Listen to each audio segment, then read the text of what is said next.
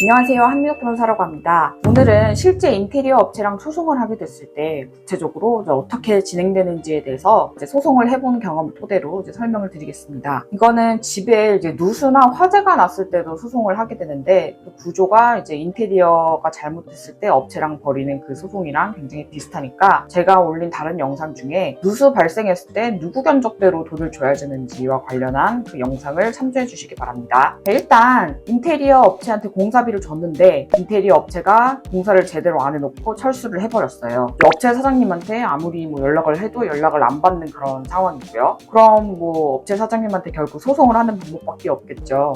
그럼 뭐라고 하면서 소송을 하느냐. 우리가 인테리어 업체랑 공사를 시작하기 전에 계약서를 쓰잖아요. 계약서에 따라서 인테리어 사장님이 공사를 이렇게 부엌이랑 거실이랑 어떻게 해줘야 되는데 그걸 제대로 안 해서 내가 이만큼 다시 공사 비용을 들여야 되니까 피해를 입었습니다 라고 소송을 진행하는 거예요. 그럼 얼마를 달라고 청구를 해야 될까요? 보통은 내가 원래 계약한 업체가 A 업체라고 하면 다른 B 업체 사장님한테 공사를 다시 제대로 하는데 얼마가 드나요? 라고 하면서 견적서를 내주세요 라고 하면 그 B 업체가 견적서를 내주겠죠. 그럼 어쨌든 내 입장에서는 A 업체가 공사를 제대로 안 해놔서 내가 B 업체가 내준 견적만큼 다시 공사비를 드려야 되니 그 돈만큼 손해를 입었으니까 그 돈만큼 저한테 다시 손해배상으로 물어주세요 라고 하는 그런 청구를 하는 겁니다. 그런데 여기서 문제가 생겨요. 아마 인테리어나 누수, 화재 그 소송에서 제일 큰 쟁점인데 분명 내 입장에서는 공사가 제대로 안 된 게 맞고 그래서 다른 업체한테 견적을 받았는데 소송을 하러 갔더니 그 맨 처음 공사를 해준 A 업체가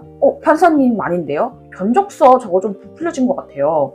실제로 저 금액의 반값이면 제가 고칠 수 있거든요. 저희가 받은 견적은 이래요 라고 하면서 실제 제가 받은 견적의 반 정도밖에 안 되는 견적서를 증거로 제출해요. 그럼 판사님 입장에서는 누구 견적으로 판결을 내려야 될까요? 판사님은 기본적으로 법리에는 굉장히 능한 분이긴 하지만 인테리어 마감이 잘 됐는지 타일이 금이 몇 개 나갔는데 그 타일을 가려면 돈이 실제로 얼마나 드는 게 적정한 건지 이런 부분에 대한 그런 전문가는 아니에요. 근데 우리 쪽 견적이랑 상대방 즉 피고가 되는 A 업체의 견적 모두 나름 인테리어 전문가한테 받은 그런 견적 인데 그 금액이 상이하단 말이에요. 그럼 이런 상황에서는 어떻게 해야 될까요? 이런 경우에 법원에서 감정이라는 것을 하게 됩니다. 즉 인테리어 전문가인데 법원에서 지정한 몇몇 사람들을 무작위로 골라서 너는 중립적인 지위에 있는 사람이야. 원고나 피고 아무 쪽에도 치우치지 말고 실제로 이 집에 난 손해가 어떤지 너가 중립적으로 계산해줘봐 라고 하는 거죠.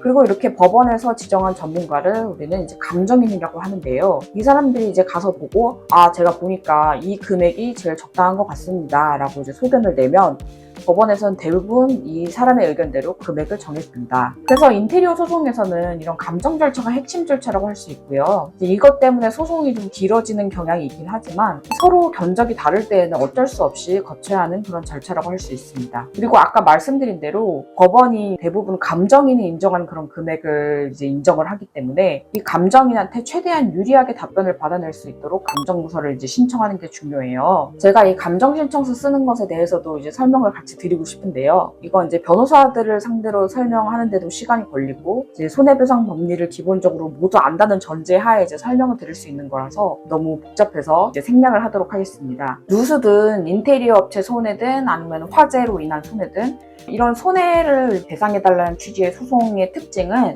내가 어떤 사고를 당했고 그로 인해서 어떤 손해를 입은 것은 확실한 것이 맞는데 과연 그 손해배상액의 금액을 얼마로 할지가 쟁점이 되는 그런 건이라고 할 수 있어요. 즉 어렵게 말씀드리자면 손해배상액의 범위가 문제가 되는 것인데요. 이 범위에 대해서 서로 네 견적서가 맞니 아니면 내 견적서가 맞니 라는 다툼이 있기 때문에 아까 말씀드린 대로 감정이라는 그런 절차를 거치는 것입니다. 그리고 여기서 변호사의 역할은 감정 결과가 최대한 우리에게 유리하게 나오도록 하는 것이고요. 오늘은 정말 많이들 물어보시는 인테리어 업체와 소송을 하게 됐을 때 실제로 절차가 어떻게 되는지에 대해서 간단히 알아봤는데요. 오늘 영상이 여러분께 많은 도움이 됐길 바라면서 저는 다음 영상에서 다시 뵙겠습니다. 감사합니다.